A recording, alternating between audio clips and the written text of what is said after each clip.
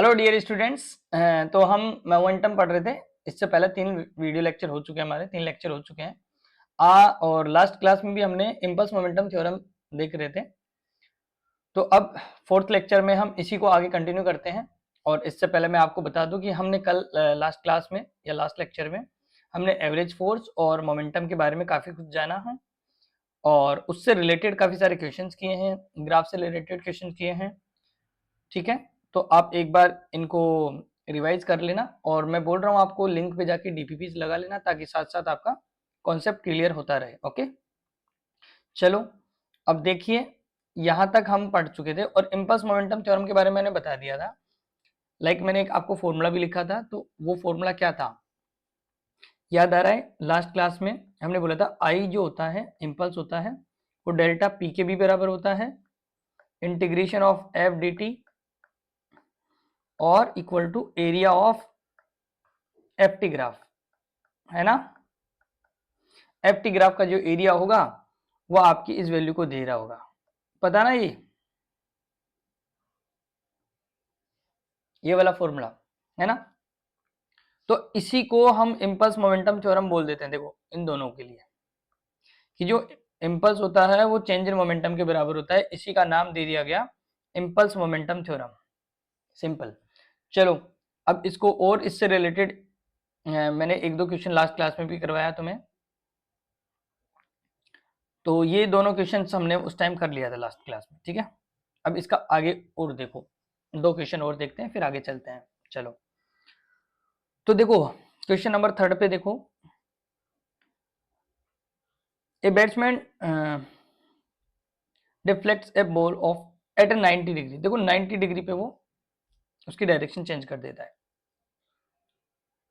Without changing in initial speed, मतलब उसकी speed उतनी रहती है, मतलब बॉल एकदम सीधी आई 100 की स्पीड से और 100 की स्पीड से 90 के ऊपर चली गई, है ना, मतलब डायरेक्शन चेंज हुआ उसका, इज इक्वल टू द, और ये इसकी स्पीड दे रखा है कि जिस स्पीड से आई थी। तो impulse impart to the ball, अब इम्पल्स पता करना है आपको। ठीक है, आ जाओ पता करते हैं। कैसे करोगे? 90 के ऊपर चेंज हुआ है, सोचो एक बार कैसे कर सकते हो। Impulse equal to delta p होता है, इम्पल्स भी वेक्टर क्वांटिटी है और डेल्टा पी भी वेक्टर क्वांटिटी है। बॉल का मास दे रखा है आपको, ठीक है। तो आप यहाँ पे वेक्टर भी आप ले सकते हो, एक तरह से वेक्टर में करना हो तो आपको वेक्टर भी कर सकते हो। बताओ, मान लो जो तुम्हारा ऐसे मोमेंट हुआ उसका इधर आया है वो, देन उसके बाद में वो 90 डिग्री पे चला गया। 90 डिग्री पे मान लो किधर जाएगा, ऊपर की तरफ चला गया मान लो ऐसे, तो इसका वेलोसिटी पहले भी v था, बाद में भी v ही रहेगा, ठीक है। बट ये अभी आई कैप में था, फिर बाद में जे कैप में हो गया, क्योंकि आई और जे के बीच में हमें पता है 90 रहता है एंगल, है ना। तो क्या ऐसे लिख सकते हो तुम? बिल्कुल। अब बताओ, और मास तो उतना ही था, मास तो बॉल का m ही रहेगा अभी भी और बाद में भी m ही रहने वाला है। तो क्या इम्पल्स जो निकालोगे वो डेल्टा पी लिखोगे तुम, है ना। अब डेल्टा पी तुम लिखोगे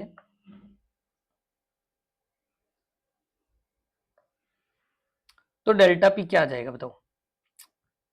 V P final minus P initial, और दोनों वेक्टर क्वांटिटी ध्यान रखना, है ना।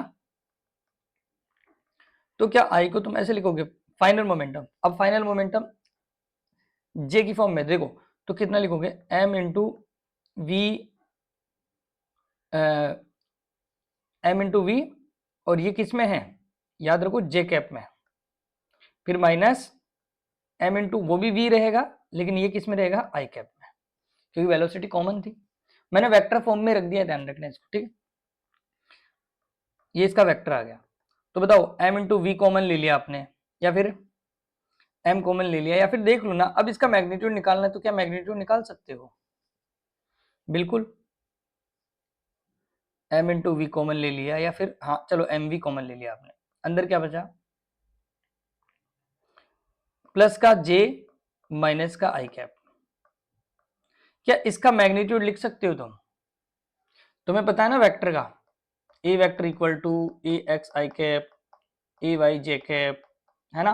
तो इसका मैग्नीट्यूड क्या होता था, जो भी इसके कोफिशिएंट होते थे उनका रूट 90 पे, बताया ना। ए जेड भी होता तो ए जेड को भी लिखते हैं हम, बट यहाँ पे 2 से ही काम हो जाएगा आपका, है ना। तो देखो यहाँ पे लिखते थे ए एक्स का स्क्वायर, ए वाई का स्क्वायर और ए जेड का स्क्वायर। यहाँ पे क्या है खुद सोचो, या तुम इतना भी ना करो ना तो इतना भी कर सकते हो नॉर्मली।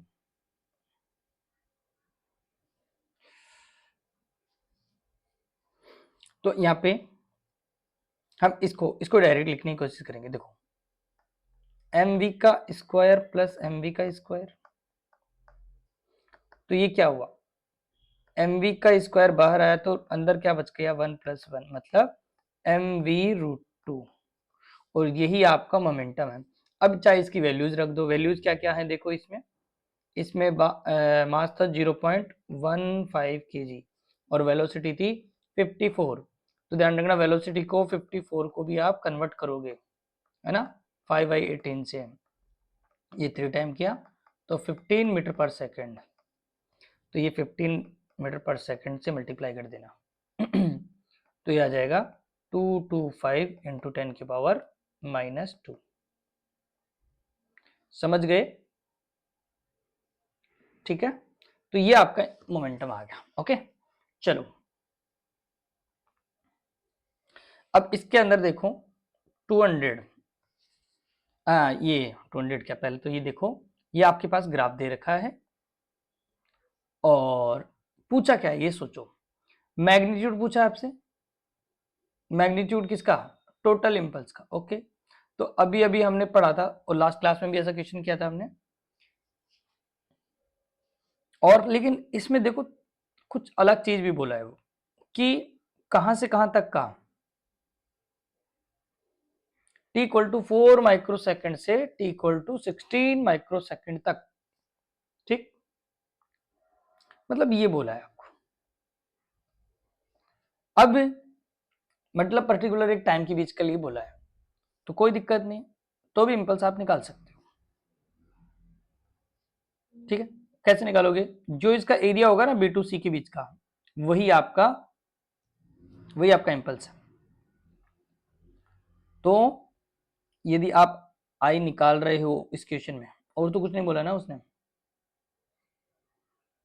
और भी बोला देखो, magnitude of the force acting on the body is vary with the time as shown in the figure A B B C C D and straight line segment, ठीक है। Find the magnitude of the total impulse, ठीक है ठीक है ठीक है, वो statement बता रहा है और कुछ नहीं, जो पूछा है वो आपको यही है, ठीक है। चलो तो इसमें आप क्या करोगे, आपको मतलब ये एरिया निकालना है, पता ना इंपल्स क्या होता था, एफ टी ग्राफ का एरिया भी होता था, पता है ना, एफ टी ग्राफ का एरिया, तो निकाल लो।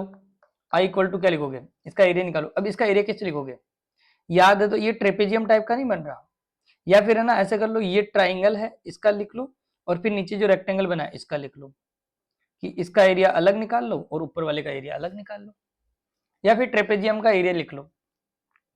ट्रेपेजियम का एरिया क्या होता है, हाफ इंटू पैरेलल साइड का सम इंटू इन दोनों के बीच की हाइट।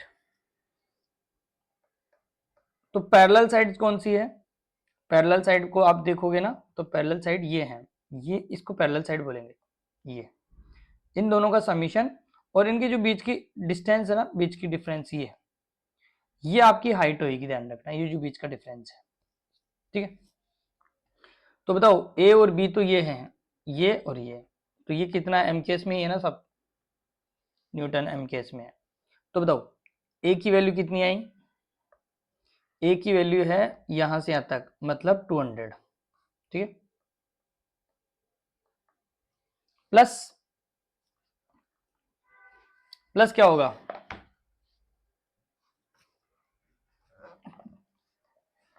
बी की वैल्यू देखो, ये सी तक, तो सी तक आप वैल्यू देखोगे तो ये आएगा लगभग आपका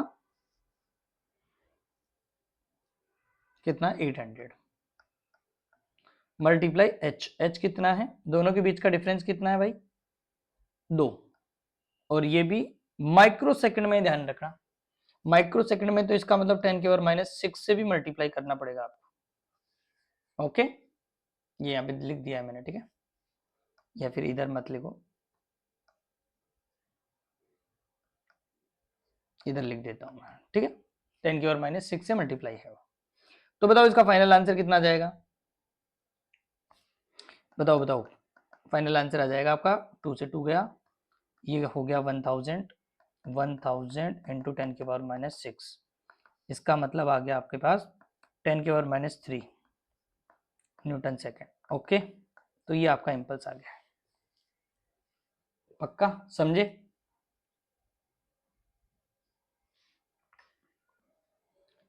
अब हम पढ़ेंगे कंजर्वेशन ऑफ लीनियर मोमेंटम, है ना। इससे पहले 4-5 टॉपिक हमारे क्लियर हो चुके हैं, उनके डीपीपीएस आप साथ साथ लगाते जाना। फिर बोल रहा हूँ मैं, डीपीपीएस साथ साथ लगाते जाना, मतलब बहुत इंपॉर्टेंट बात बोल रहा हूँ मैं आपको। ओके, चलो अब यहाँ पे लीनियर मोमेंटम कंजर्वेशन देखो। कंजर्वेशन का मतलब क्या होता है, मतलब कि कंजर्व हो गया है ना, उसमें कोई लॉस वगैरह नहीं हो रहा है एक तरह से। इसी से रिलेटेड बात समझेंगे हम। लीनियर समझ गए, मोमेंटम समझ गए, लीनियर मोमेंटम मतलब, लीनियर का मतलब एक डायरेक्शनल, मतलब 2D 1D में जो भी बात हो रही है। चलो अब कंजर्वेशन ऑफ मोमेंटम समझो। तुम नॉर्मली ऐसे समझो कि जब भी किसी बॉडी पर, मान लो कोई भी बॉडी मान लो, तो उस पर कोई एक्सटर्नल फोर्स ना हो, मतलब कोई एक्सटर्नल फोर्स ना हो, मान लो कोई भी बॉडी है, कोई गाड़ी वगैरह कुछ भी है, उस पर कोई एक्सटर्नल फोर्स नहीं है, तब क्या होगा, आपका जो मोमेंटम है ना वो कंजर्व रहेगा। मोमेंटम मतलब m इंटू वी की वैल्यू कंजर्व रहेगी। समझे क्या बोल रहा हूं। इसका मतलब है कि वहां पे कोई और चीज नहीं हो रही, एक्सटर्नल फोर्स नहीं है, इसका मतलब मोमेंटम कंजर्व होगा ही होगा। फिर बाद में देखेंगे हम, कोलिजन वगैरह जब पढ़ेंगे तब देखेंगे कि कितना वेलोसिटी में कितना चेंज आएगा, मास में कितना चेंज आएगा, या काइनेटिक एनर्जी में कितना लॉस हो रहा है, वो सारी चीजें बाद में।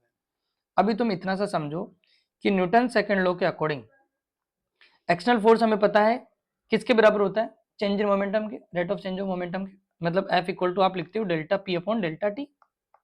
बिल्कुल सही बात है। अब मान लो ये जीरो हो गया, तो इसका मतलब तुम लिखोगे कि dp अपॉन dt की वैल्यू तो कितनी हो गई, जीरो। तो t को उधर मल्टीप्लाई करोगे तो क्या लिखोगे, dp इक्वल टू जीरो। अब इसका इंटीग्रेशन करोगे तो जीरो का इंटीग्रेशन तो जीरो ही होता है, ठीक है। dp का क्या हो जाएगा, dp का p होएगा, मतलब p इनिशियल से p फाइनल।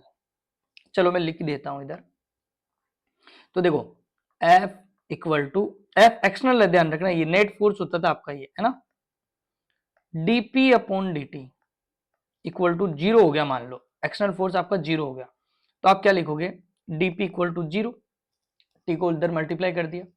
अब इसका इंटीग्रेशन वगैरह करते भी हो तुम, तो dp का इंटीग्रेशन क्या होगा, p इनिशियल से p फाइनल, है ना, तो dp का इंटीग्रेशन p हो जाएगा, और p में तुम वैल्यू रखोगे p इनिशियल से p final equal to zero. फिर यहाँ पे इसको ओपन करोगे तो क्या लिखोगे, p final minus p initial equal to zero. अब p इनिशियल को भी उधर भेज दो, तो p final equal to p initial ऐसे लिखोगे। अरे इसका मतलब तुमने क्या लिख दिया, ये इसका मतलब ये लिख दिया कि जो मोमेंटम पहले रहेगा वही बाद में रहेगा। समझे, इसका मतलब है कि तुमने इनिशियल मोमेंटम फाइनल मोमेंटम बराबर लिख दिया। इसका मतलब तो यही हुआ ना कि मोमेंटम आपका क्या हो गया, कंजर्व हो गया, कांस्टेंट हो गया, मोमेंटम कांस्टेंट हो गया, इसका मतलब मोमेंटम कंजर्व है। इसी थ्योरम को बोलेंगे momentum momentum change of momentum या कंजर्वेशन ऑफ मोमेंटम, ध्यान रखना, ठीक है। और दो पार्टिकल्स की बात हो तो फिर हम delta P1 equal to delta P2 भी लिख सकते हैं। समझ गए, P1 प्लस P2 ऐसे लिखेंगे हम दो पार्टिकल्स के लिए, तो वो भी कंजर्व है, ध्यान रखना, वो भी कांस्टेंट, मतलब उनका भी ओवरऑल जीरो रहेगा। तो delta P1 equal to delta P2 आप लिख सकते हो, दो पार्टिकल्स की बात हो तो। कहने का मतलब मोमेंटम कंजर्व करना है। मोमेंटम कंजर्व कब करना है ये भी ध्यान रखना, आप दिमाग में बिठा के रखना कि आपका जब भी एक्सटर्नल फोर्स जीरो होगा, इसको मत भूलना तुम तो। फिर तो क्वेश्चन पढ़ते तुम्हें समझ में आ जाएगा, अच्छा इस पे एक्सटर्नल फोर्स नहीं है तो मोमेंटम कंजर्व कर दो। समझ गए, अभी और क्वेश्चन करेंगे तब और समझ जाएंगे। चलो ठीक है, तो ये ध्यान रखना, पी आई बराबर पी एफ, इसी को चेंज इन मोमेंटम। अब ये कहाँ कहाँ पे देखो, कहाँ कहाँ पे देखने को मिलता है आपको, ये एयरफिल बैलून के अंदर दिखता है, गन बुलेट वाले जो क्वेश्चन होते हैं उनमें भी दिखेगा, है ना, मोशन ऑफ रॉकेट्स होते हैं उनमें भी दिखेगा, उनमें एक्सटर्नल फोर्स नहीं होता है कहीं ना कहीं, तो मोमेंटम कंजर्व हम कर देते हैं, ठीक है। लाइक फॉर एक एग्जांपल, एक क्वेश्चन करते हैं हम यहाँ पे, ये जो आपके स्क्रीन पे दिख रहा है वो क्वेश्चन करते हैं यहाँ पे, देखो देखो, there are cars, mass of, एक एक कार इतने की है, दूसरी कार इतने की है, ठीक, और दोनों रिस्पेक्टिवली स्टार्टिंग में रेस्ट पे है वो, ठीक है, रेस्ट में मतलब यू आपका जीरो, यू भी दोनों की जीरो है ना। फिर they having the mass of 10 kg car move with eastward, east में जाती है 5 मीटर पर सेकंड से, ठीक है। Find the velocity of car 4 kg with respect to ground, तो ग्राउंड के रिस्पेक्ट में दूसरी कार का क्या होगा बताओ।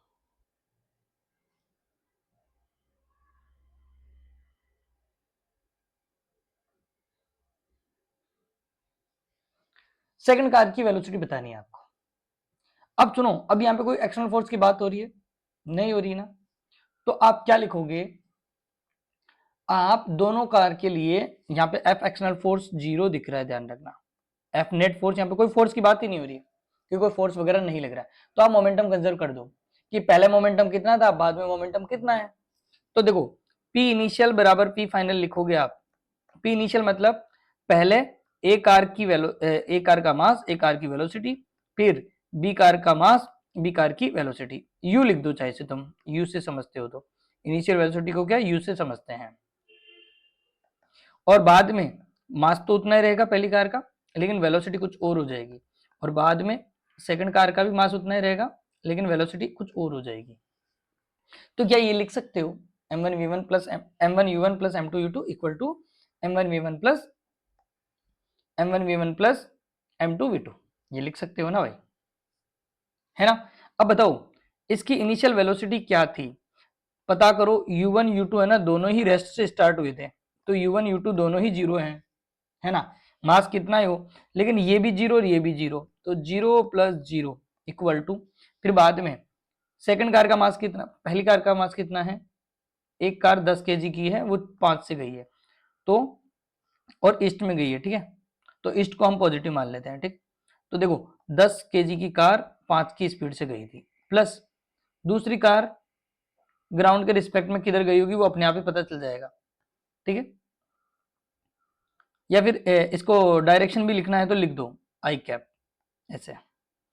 अब m2 कितना है, m2 है सेकंड कार आपकी है 4 kg, ठीक है, तो 4, और v2 कितना है वो हमें निकालना है, फाइंड करना है।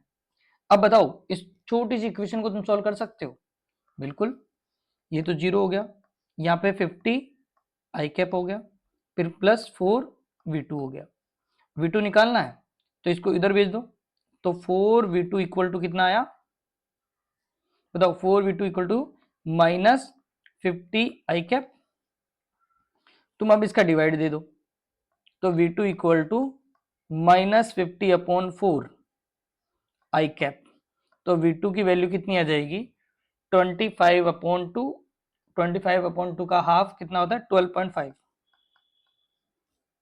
माइनस 12.5 आई कैप। अब ये माइनस जो है वो ध्यान रखना सिर्फ डायरेक्शन को दिखा रहा है, और इसका जो मैग्नीट्यूड है वो है 12.5, ये तो इसका क्या है मैग्नीट्यूड है कि इस स्पीड से जा रही होगी, और डायरेक्शन किसमें माइनस आई कैप का मतलब ये ईस्ट में गया है तो वो वेस्ट में जाएगा, समझ गए, सिंपल है ना।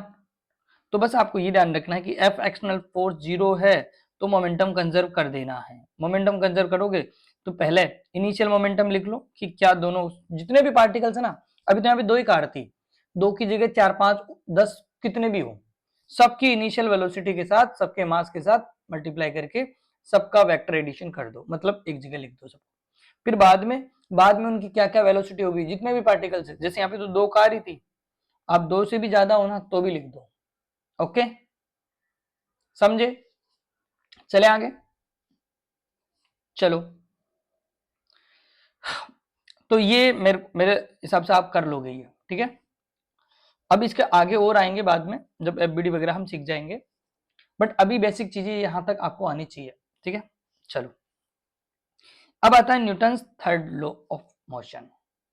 पहला लॉ था क्या, इनर्शिया का, कोई चीज रुकी है, कोई चीज चल रही है, वो वही रहेगी जब तक एक्सटर्नल फोर्स नहीं लगेगा। सेकंड लॉ क्या था कि external force rate of change of momentum के बराबर होता है, F equal to dp upon dt। फिर हमने P के बारे में समझा, डेल्टा P के बारे में समझा, मतलब मोमेंटम के बारे में अलग समझा, चेंज इन मोमेंटम के बारे में समझा, फिर उसमें इम्पल्स के बारे में समझा हमने, फिर इम्पल्स मोमेंटम थ्योरम के बारे में समझा, और फिर लास्ट टॉपिक था हमारा मोमेंटम ऑफ कंजर्वेशन, है ना, कंजर्वेशन ऑफ मोमेंटम। तो मोमेंटम को कंजर्व किया हमने, और वो कब होता है, एफ एक्सटर्नल, कि बॉडी पे ओवरऑल कोई फोर्स नहीं लगा हुआ, कोई नेट फोर्स नहीं है, तब हम मोमेंटम कंजर्व कर सकते हैं, है ना, पी आई बराबर पी एफ तब लिख सकते हैं। यहां तक की कहानी आपको समझ में आ गई थी। ठीक है, नहीं आई तो एक बार रिवाइज कर लेना सारी वीडियोस को 1.5 की स्पीड में। चलो अब है Newton's third law of motion. Newton's third law of motion क्या बोलता है, ये एकदम थ्योरेटिकल चीज है बट बड़ी काम की चीज है, ये कई जगह काम आएगा।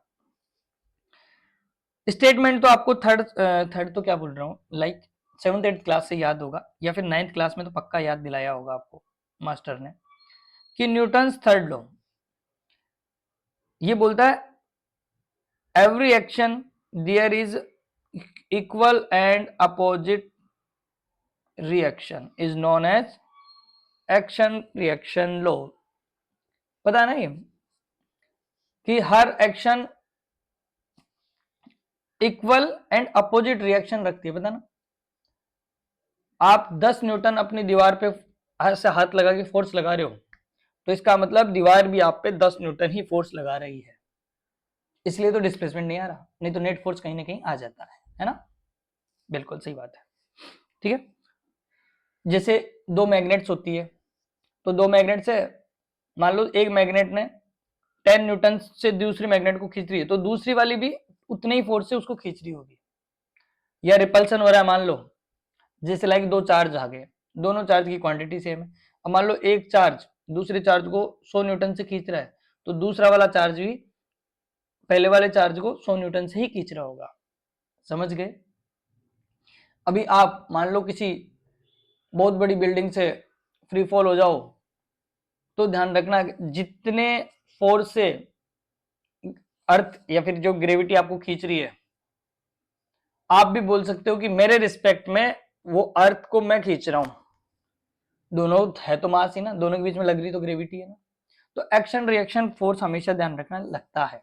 ओके, लाइक आप पे कोई ब्लॉक रखा हुआ है ऐसे, तो आपने धरती पे mg फोर्स लगाया, तो धरती भी उतना ही एक फोर्स लगा रही होगी जिसको नॉर्मल रिएक्शन फोर्स बोलते हैं, और उसकी भी वैल्यू mg आ रही होती है, पता है ना, नॉर्मल रिएक्शन फोर्स। अभी देखेंगे डिफरेंट डिफरेंट टाइप के फोर्सेस, बट ध्यान रखना, और ये मैग्नीट्यूड में तो इक्वल होते हैं, जैसे 100 इसने लगाया 100 इसने लगाया, बट इसकी डायरेक्शन आई कैप है ना, तो इसकी डायरेक्शन माइनस आई कैप होगी, अपोजिट डायरेक्शन में लगते हैं हमेशा, और इक्वल लगते हैं, ध्यान रखना।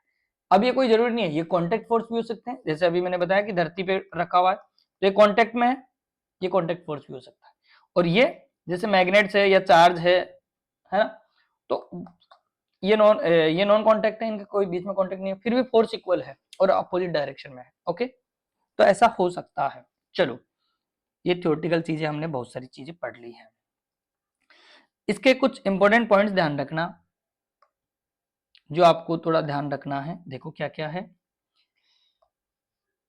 ये हमेशा ध्यान रख, ये कभी भी सिंगल आइसोलेटेड नहीं होगा, मतलब एक फोर्स कभी भी नहीं होगा, एक होगा तो पक्का दूसरा होगा ही होगा। ठीक है, लाइक आप एक स्प्रिंग को खींच रहे होंगे ना, तो स्प्रिंग खुद भी उधर से उतना ही खींच रही होगी, ये ध्यान रखना। ठीक है, तो ये कभी भी सिंगल आइसोलेटेड फोर्स नेचर के नहीं होंगे, मतलब सिंगल अकेला नहीं होगा, कभी भी होगा तो एक के साथ दूसरा भी होगा पक्का, क्योंकि एक्शन रिएक्शन पेयर में होते ही है हमेशा, इनके बीच में कोई टाइम गैप नहीं होता है, ध्यान रखना। जैसे एक लगेगा जस्ट उसी टाइम है ना दूसरा लग रहा होगा, ठीक है, तो नो टाइम गैप, ये ध्यान रखना। ठीक है, और ये सभी जगह पॉसिबल है, ध्यान रखना, ये एक्शन रिएक्शन लोग सभी जगह पॉसिबल है, सभी जगह मतलब रेस्ट में भी पॉसिबल है, मोशन में भी पॉसिबल है। ऐसा नहीं है कि रेस्ट पे कोई ब्लॉक रखा हुआ है तो ही मतलब इसका mgn इसका n नॉर्मल रिएक्शन के बराबर होगा, mgn के बराबर होगा, नहीं। मान लो दो चार्ज है, दोनों चार्ज कुछ स्पीड से आ रहे हैं, मोशन में हैं, तो इन पे जो फोर्स लग रहा है ना वो इक्वली होगा, इक्वल एंड अपोजिट होगा। तो ये मोशन में भी पॉसिबल है, ध्यान रखना, ऐसा नहीं है रेस्ट में ही पॉसिबल है, ठीक है। और ये मैंने बताया कि ये देखो physical contact, not physical contact, ऐसा नहीं है कि सिर्फ फिजिकल कांटेक्ट में ही हो या फिर कांटेक्ट नॉन कांटेक्ट फोर्स, दोनों फोर्स के बीच में लगता है। कांटेक्ट हो तो भी लगेगा, नॉन कांटेक्ट में है मतलब कांटेक्ट में नहीं है तो भी ये फोर्स एप्लीकेबल रहेगा, ठीक है। और ये सभी जगह एप्लीकेबल है, सभी इंटरेक्शन में एप्लीकेबल है, लाइक ग्रेविटेशन हो गया, इलेक्ट्रोस्टेट हो गया, इलेक्ट्रोमैग्नेटिक हो गया, टेंशन हो गया, फ्रिक्शन हो गया, विस्कस हो गया, सभी जगह, सब जगह पॉसिबल है। कंजर्वेटिव, नॉन कंजर्वेटिव, जैसे ये नॉन कंजर्वेटिव है ना, तो नॉन कंजर्वेटिव में भी है, अभी बताऊंगा नॉन कंजर्वेटिव कंजर्वेटिव क्या होता है, सभी जगह पॉसिबल है। और ये ध्यान रखना, action reaction never cancel two each other, ऐसा नहीं है कि ये कैंसिल कर देते हैं, कहीं तुम ऐसे बोलने लग जाओ कि एक ब्लॉक है ना, एक ब्लॉक यहाँ पे रखा हुआ है ऐसे, और इस पे mg फोर्स नीचे लग रहा है और नॉर्मल रिएक्शन ऊपर लग रहा है। अब ये है ना, ये नॉर्मल इसको कैंसिल आउट कर दिया तो यहाँ पे फोर्स इज जीरो। अरे भाई कैंसिल नहीं करते हैं, एक दूसरे को कैंसिल नहीं करते हैं, वो तो उसकी वजह से बन रहा है ना, तो ये इक्वल जरूर हो सकते हैं लेकिन एक दूसरे को कैंसिल नहीं करते हैं, ये ध्यान रखना, ओके। चलो, ऐसा नहीं है मतलब कि मान लो एक चार्ज q है और एक माइनस q चार्ज है, ये भी इधर खींच रहा है, ये भी इधर खींच रहा है, तो ये एक दूसरे को कैंसिल कर दिए और ये तो रुक गए, ये तो फिर कभी अट्रैक्ट ही नहीं कर पाएंगे। समझ रहे हो क्या बोल रहा हूं मैं, कैंसिल नहीं करते हैं एक दूसरे को, एक दूसरे पे लग रहे होते हैं, एक दूसरे के इक्वल भी होते हैं, अपोजिट डायरेक्शन भी होती है उनकी, बट एक दूसरे को कैंसिल नहीं करते हैं। ओवरऑल एफ नेट आप ऐसा नहीं लिखोगे जीरो हो गया, है ना, समझ रहे हो क्या बोल रहा हूँ, एक दूसरे को नेवर मतलब कैंसिल नहीं करते ये। चलो, ये सारे के सारे इसके एग्जाम्पल है, walking, swimming, recall of gun, है ना। आप धरती के ऊपर चल रहे होते हैं ना, तो इसका मतलब आप जब एक पैर रख के आगे चल रहे होते हो दूसरा पैर, तो आप धरती को पीछे की तरफ धकेलने की कोशिश करते हो, ठीक है। ये आपने शायद 9th क्लास में पढ़ा ही होगा, ये शायद छोटे छोटे एग्जाम्पल्स, कि आप जैसे पैर रखते हो, पैर से आपने धक्का मारा पीछे की तरफ अर्थ को, तो अर्थ ने उतना ही इक्वल फोर्स आपको दिया, है ना, तो आप पे एक धक्का लगा और आप आगे गए, समझे। तो ये एक्शन रिएक्शन फोर्स में आता है, ओके। चलो, अब आता है वेरिएबल फोर्स, इसके बारे में भी सुन लो। वेरिएबल मास प्रॉब्लम्स, लाइक रॉकेट से रिलेटेड कुछ प्रॉब्लम्स, ठीक है। फटाफट देखो, हमारे पास ज्यादा समय नहीं है बट फिर भी 28 मिनट्स का वीडियो हो चुका है ऑलरेडी। ये बस ये समझा के फिर नेक्स्ट टॉपिक बाद में करेंगे। चलो, तो न्यूटन थर्ड लॉ, बस सिर्फ पॉइंट्स आपको माइंड में ध्यान रखने हैं, ओके। चलो, अब यहाँ पे सोचो, वेरिएबल मास प्रॉब्लम्स में सबसे पहले रॉकेट प्रपल्सन, इसके हम कुछ समझते हैं। जब रॉकेट जा रही होती है ना, जब रॉकेट ऊपर की तरफ जा रही होती है, तो ध्यान रखना उसके अंदर जो मास होता है वो भी वेरी कर रहा होता है। जब रॉकेट ऊपर की तरफ जा रही होती है ना, ऐसे ऊपर है ना, तो ध्यान रखना उसमें मान लो उसका स्टार्टिंग में 5000 kg वेट था, या मान लो 2000 kg वेट था, तो थोड़ी देर बाद में उसका 1500 वेट रह जाएगा, मतलब उसका मास धीरे धीरे कम होता जाता है, जैसे जैसे फ्यूल बर्न होता जाता है ना, वैसे वैसे वो हल्की होती जाती है और मतलब जारी होती है धीरे धीरे धीरे धीरे। और जैसे मान लो गुब्बारा होता है, या फिर दिवाली के टाइम तुमने रॉकेट चलाई होगी, तो एक्चुअल में रॉकेट भागती कैसे है, वहां पे फोर्स कौन लगा रहा होता है, एक्चुअल में जो रॉकेट होती है उसमें ध्यान रखना, यहाँ पे ये पूरा का पूरा इसमें क्या है, भरा होता है, ठीक है। तो ये जो गैसेज है इसकी, या फिर जो भी फ्यूल है, वो पीछे की तरफ एक फोर्स एक्सर्ट करता है, यहाँ पे एक फोर्स लगाता है, पीछे की तरफ इसको फोर्स मिलता है। इसके अलावा इसका, यदि अब देखो घरों में जो रॉकेट जलाते हैं ना दिवाली पे, उसका तो बहुत ही हल्का वेट होता है, अदरवाइज जो बड़े बड़े ये होते हैं ना इसरो वगैरह की जो रॉकेट्स वगैरह होती है, उनके तो बहुत भारी होती है, तो उनका mg भी फोर्स लग रहा होता है, प्लस इधर एक गैस फोर्स लगा रही होती है, तो ये दोनों फोर्स इधर लग रहे होते हैं, तो इस चक्कर में इसको एक रिपल्सन फोर्स मिलता है इधर की साइड, ठीक है, रिलेटिव फोर्स मिलता है, और वो रिलेटिव फोर्स इसको ऊपर की तरफ लेके जा रहा होता है, ये ध्यान रखना, समझ गए। जैसे गुब्बारा होता है, तो गुब्बारे को तुम छोड़ते हो तो गुब्बारा क्या खुद तोड़ी जाता है, गुब्बारे में जो हवा भरी है ना वो उस छेद से बाहर आ रही होती है ना, तो वो बाहर निकल रही होती है स्पीड से, तो गुब्बारे को क्या मिलता है, अपोजिट डायरेक्शन में फोर्स मिलता है, तो वो आगे की तरफ भाग रहा होता है। अब गुब्बारे में जैसे जैसे हवा कम होती जाती है उसकी स्पीड धीरे धीरे कम होती जाती है, इसका मतलब गुब्बारे के अंदर क्या था, मास था, समझे, समझ गए क्या बोल रहा हूं, तो इसका मतलब वो मास धीरे धीरे कम हो रहा है ना, तो वो मास कम हो रहा है, तो वहां पे ध्यान रखना मास कांस्टेंट नहीं है।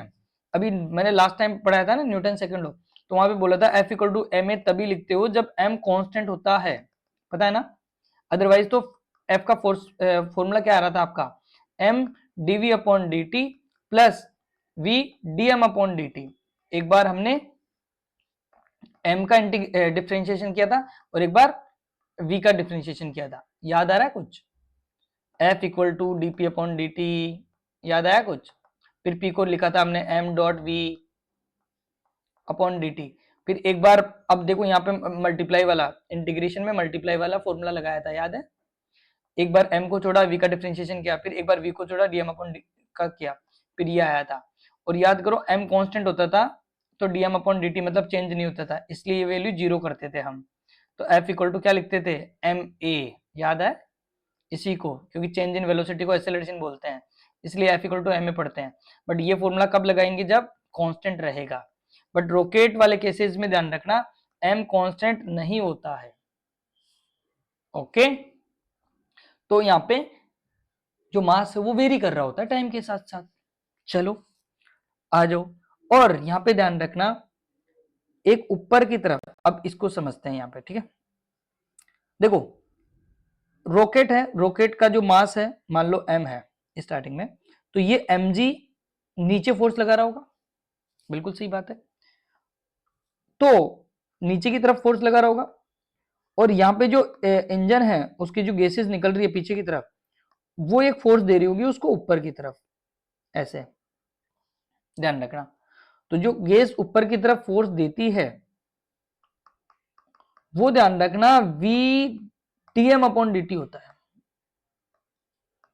ये गैस का है ना फोर्स है जो गैस की वजह से मिल रहा है, और ये जो वेलोसिटी है ना वो भी ध्यान रखना कौन सी है, रिलेटिव वेलोसिटी, रिलेटिव वेलोसिटी किसकी, रॉकेट की और गैस की, कि गैस के रिस्पेक्ट में रॉकेट किस स्पीड से जा रही है, मान लो रॉकेट 500 की स्पीड से जा रही है ऊपर और उसकी गैस 200 की स्पीड से निकल रही है, तो रिलेटिव वेलोसिटी कितनी हुई इनकी, उसके ऊपर डिपेंड करेगा, ध्यान रखना। तो यहाँ पे जो गैस को, या तुम सिंपल समझो कि जो गैस को ऊपर फोर्स मिलता होता है ना वो v d m upon d t होता है, ओके। तो ये जो रिलेटिव वेलोसिटी है ना ये कांस्टेंट रहती है एक तरह से, ये मानो, तो देखो यहाँ पे m रॉकेट का मास, जो v है रिलेटिव वेलोसिटी, रिलेटिव वेलोसिटी कौन सी, relative velocity of exhaust gases with respect to rocket, rocket के रिस्पेक्ट में गैस की क्या स्पीड है, ठीक है, और v dm अपॉन dt का मतलब है rate of burning of fuel, वो बोलेगा तुम्हें, वो कहीं पे भी ऐसा लिखा हुआ है ना क्वेश्चन में kg पर सेकंड, इसका मतलब समझ जाना कि जो आपका मास है वो टाइम के साथ साथ इतना कम हो रहा है, तो ये चीज मिलती है। अब यहाँ पे दो केस बन जाते हैं, ठीक है, पहला तो कि मान लो जो रॉकेट जा रही है ना वो कांस्टेंट स्पीड से जा रही है, कांस्टेंट स्पीड से जा रही है मतलब इसका एक्सेलरेशन जीरो है, या फिर जो वेलोसिटी है वो कांस्टेंट नहीं है मतलब इसका कुछ ना कुछ एक्सेलरेशन से ऊपर की तरफ जा रही है, तो एक तो ये केस आता है, एक ये केस आता है, ठीक है। अब ये वाला केस तो बड़ा सिंपल हो जाएगा इधर वाला, क्यों, क्योंकि एक्सेलरेशन है ही नहीं, कांस्टेंट वेलोसिटी से ऊपर जा रही है धीरे धीरे धीरे धीरे धीरे, है ना। तो आओ सबसे पहले करते हैं हम, सबसे पहले किसी एक्सेलरेशन से जा रहा है ये बताया इसने, ठीक है, पहले सबसे पहले एक्सेलरेशन वाला देखते हैं हम। तो देखो मान लो ऊपर की तरफ ए एक्सेलरेशन से रॉकेट जा रही है, तो आप क्या लिखोगे, आप नेट फोर्स क्या लिखोगे, आप नेट फोर्स लिखोगे कि गैस ऊपर की तरफ लगा रही है फोर्स और mg नीचे की तरफ, हाँ भाई गैस तो ऊपर लगा रही थी एफ गैस, और जो इसकी ग्रेविटी है वो नीचे लगा रही थी। ओवरऑल जा किधर रहा है, ऊपर, मतलब बड़ा वाला फोर्स किसको मानोगे आप, गैस को, तो एफ गैस माइनस mg करोगे। अब ये इक्वेशन लिखना आ जाना चाहिए आपको ऐसे। अब मान लो कि ये एक्सेलरेट हो रही है, तो आप एफ नेट को क्या लिखोगे, नेट फोर्स को क्या लिखोगे, एम ए लिखोगे। और एफ गैस मैंने बता चुका हूं आपको अभी अभी, एफ गैस क्या लिखते हैं हम, v relative into dm upon d t, ध्यान रखना। तो यहां पे बताओ क्या ऐसे लिखोगे तुम, वी रिलेटिव जो भी है, v relative dm upon d t minus m g, समझ गए। तो ये इक्वेशन बना लेना। अब यहां पे देखो, इससे दोनों केस इसी इक्वेशन से सोल्व हो जाएगा, इससे ही। मान लो रॉकेट आपकी, पहला केस मान लो ए कुछ ना कुछ है, कांस्टेंट एक्सेलरेशन है, मतलब वेलोसिटी कांस्टेंट नहीं है, कुछ ना कुछ एक्सेलरेशन आ रहा है, उसमें एक्सेलरेशन है कुछ ना कुछ, तो आप ये इक्वेशन से सोल्व करना। और मान लो आपके पास वो एक्सेलरेशन नहीं है, सेकंड केस, मान लो वेलोसिटी कांस्टेंट है, इसका मतलब एक्सेलरेशन जीरो है, तो आप ये जीरो कहां पुट करोगे, आप इस इक्वेशन में एक्सेलरेशन जीरो पुट करोगे, तो आप क्या लिख पाओगे, ये जीरो, उस टाइम ये जीरो लिखोगे तो ये यहां पे लिखोगे v relative into d m upon d t minus m g, इस एम जी को उधर भेज दो, तो देखो क्या ये इक्वेशन लिख पाओगे आप, दोनों बराबर हो जाएगा, v relative d m upon d t equal to, इसके बराबर इसको लिख दो, ये माइनस का उधर आएगा, तो उधर आएगा तो क्या हो जाएगा, v relative d m upon d t equal to m g. अब ये दोनों केस याद भी ना रहे तो कोई दिक्कत नहीं, आप तो ये लिखो कि एक्चुअल में रॉकेट पे ये फोर्स लगता है, एफ गैस इसको ऊपर लेके जा रही होती है, ग्रेविटी नीचे खींच रही होती है, ठीक है, समझ गए, एफ गैस ऊपर और एम जी नीचे।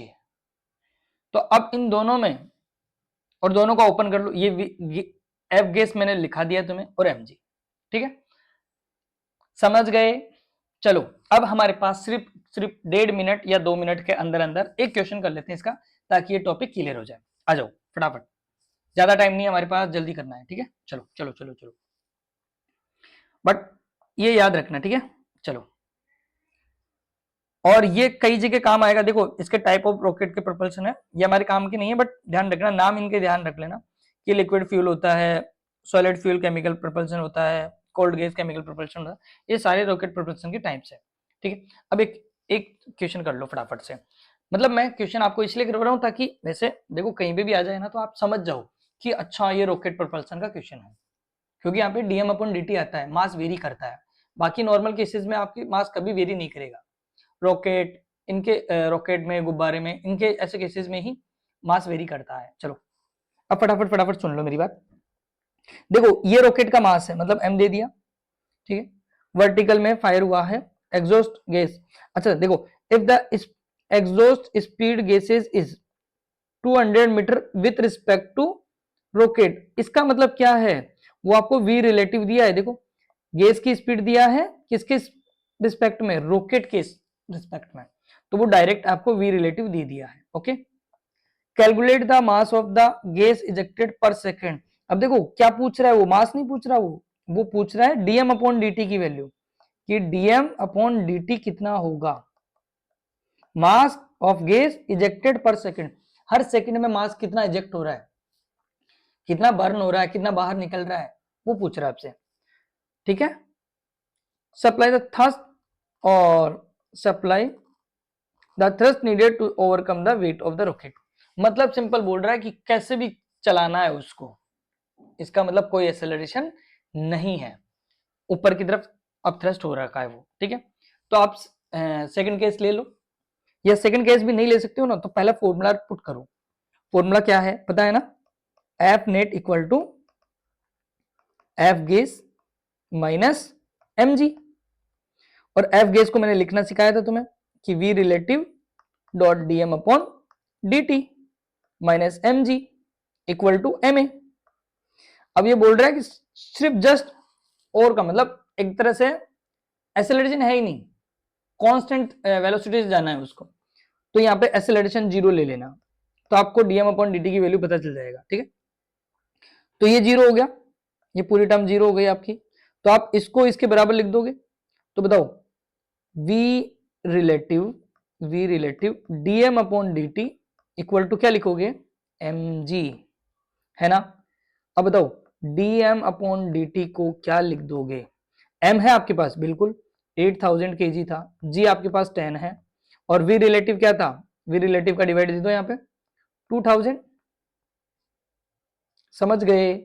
तो बताओ ये 3 टाइम 0 कट गया और 8 में 4 तो 4 आ गया, तो 4 kg पर सेकंड बर्न हो रहा होगा उसका,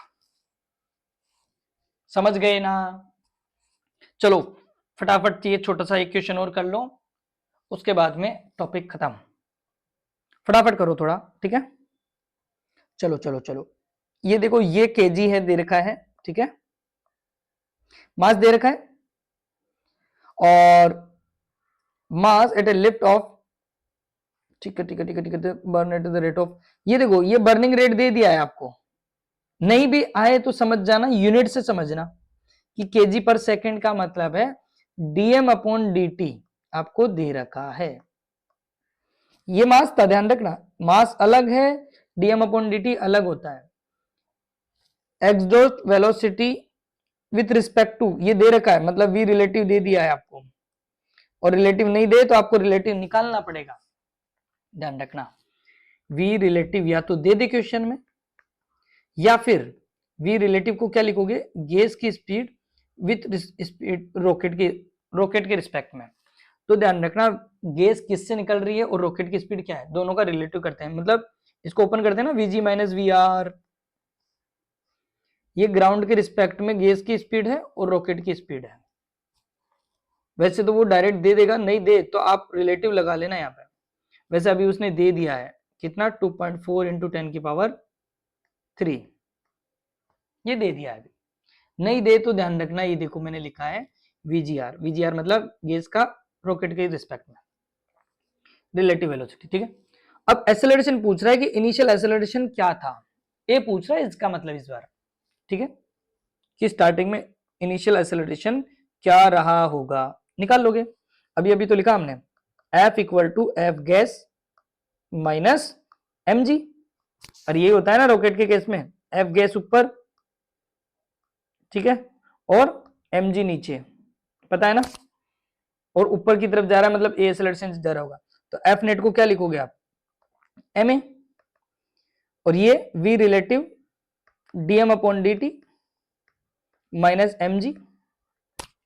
अब बताओ a निकालना है, m का डिवाइड दे दो, तो v रिलेटिव, मैं पहले फॉर्मूला लिख रहा हूं बाद में वैल्यूज पुट कर दूंगा, v relative upon m dm upon dt, अब यहाँ पे mm उड़ा मत देना, वो dm अपॉन dt अलग है, वो रेट है, ध्यान रखना, और यहाँ पे m से m उड़ जाएगा, तो यहाँ पे सिर्फ g बचेगा,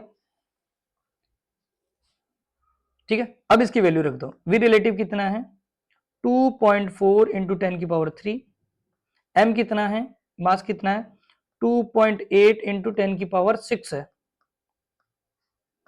dm अपॉन dt क्या है 1.4 इंटू 10 की पावर 4 है, माइनस जी कितना होता है 9.8 ले लो या 10 ले लो। चलो अब बताओ क्या क्या कट रहा है, ये 1.4 से 2.8 गया 2 टाइम, 2 से ये 1.4 1.2, ठीक है ना, और ये 3 और 4 7, 7 में 6 का डिवाइड दोगे तो 1 बच जाएगा माइनस 10, तो बताओ 12 में से 10 गया तो कितना बचता है 2 मीटर पर सेकंड स्क्वायर, ये आपका आंसर आ गया है, समझ गए क्या। चलो यहां तक अच्छे से पढ़ लेना, डीपीपी लगा लेना, फिर बोल रहा हूं डीपीपी साथ साथ लगाओगे तो कॉन्सेप्ट समझ में आएगा। ओके चलो बाय बाय, टेक केयर।